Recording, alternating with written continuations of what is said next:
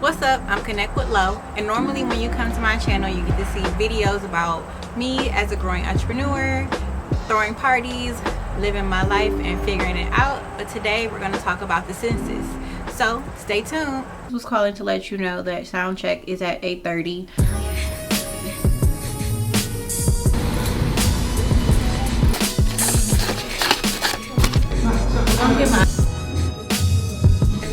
Practicing nepotism. The fucked up shit we did. See, I get nervous on camera. One more time.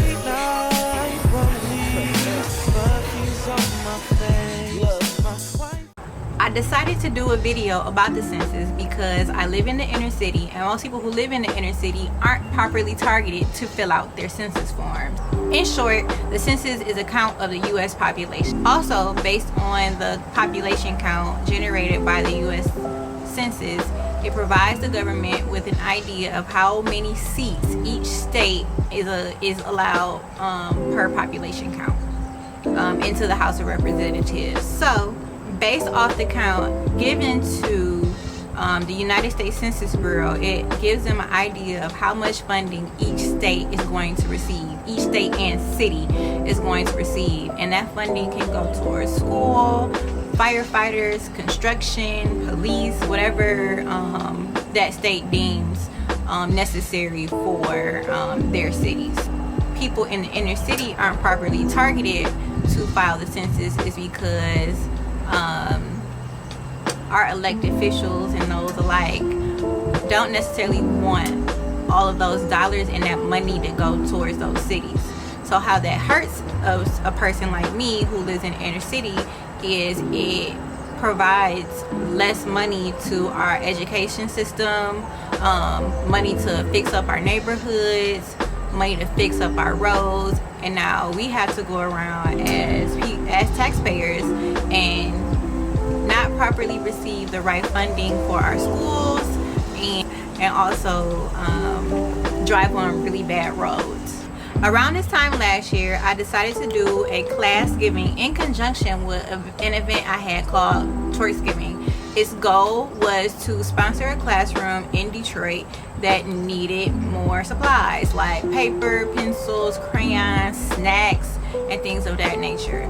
While doing that, I learned that Detroit ranked last in education, or tested last in education, than any other city in the United States. So all of our children, majority black, are not properly educated to get jobs, to go to college, and to be successful adults. And then you have this problem where when they get older and they try to apply for positions in the city that they grew up in, they're not allowed to get them because they didn't get the proper education. So it's all this weird big cycle that I want to do my part in help ending. So if you get a chance, please go back and check out that video where I explain more about the education system in Detroit. It's called Class Giving, and I'll link it down below. While we're here, I'm going to basically read all of the questions that are on the census form. There are only about 10 to 11 questions, and if you sit down and give it all of your attention, you'll be done within 5 to 10 minutes. So I'm going to read those questions now. The first question is, how many people were living or staying in this house, apartment, or mobile home on April 1st of 2020? The next question, were there any additional people staying here on April 1st, 2020 that you did not include in question 1? Is this house, apartment, or a mobile home? So they basically want to know what type of house you're living in or what type of living arrangement you're in. What is a telephone number? They want to know the physical telephone number to the house, not your cell phone, but the house phone if you have one. Many people don't have house phones in 2020, but if you do, I'm sure they prefer that phone number. And they also, according to the explanation down below, it says that the Census Bureau asks for your phone number in case there are any questions about your census form. We will only contact you for official census business if needed. Was person 1's name living in your house? And then following that question, it'll basically ask you everybody's name living in that house at the time. Was person one sex? And it will also ask, following everybody else that you listed in your count, they're gonna ask the sex of those people as well. What is person one's age? And what is person one's birth date? You're gonna go ahead and list that information, and following any additional people that are living in your home with you. Is person one of Hispanic, Latino, or Spanish origin? What is person one's race? Print name of person number 2. Does this person usually live or stay somewhere else? So they want to know, is this person bouncing around, or are they pretty much staying in your home? How is this person related?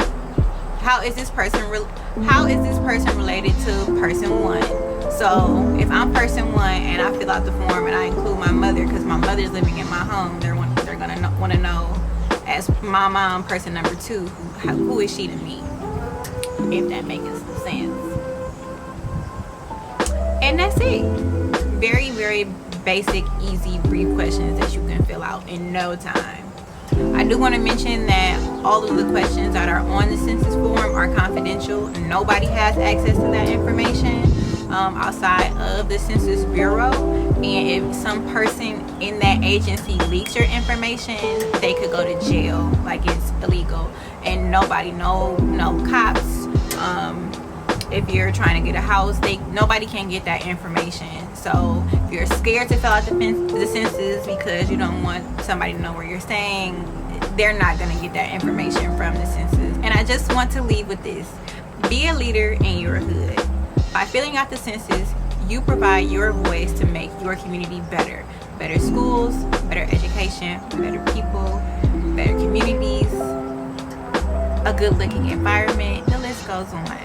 But I think it's very, very important that people who live in areas like me are more informed on what this is and what it can do for the rest of your life. Filing the 2020 census is going to be most beneficial for you, because it's not going to be another one for the next 10 years. And within those 10 years, you might have a child, you might get married, and these things are going to impact your future and your community. So do your part and do the census.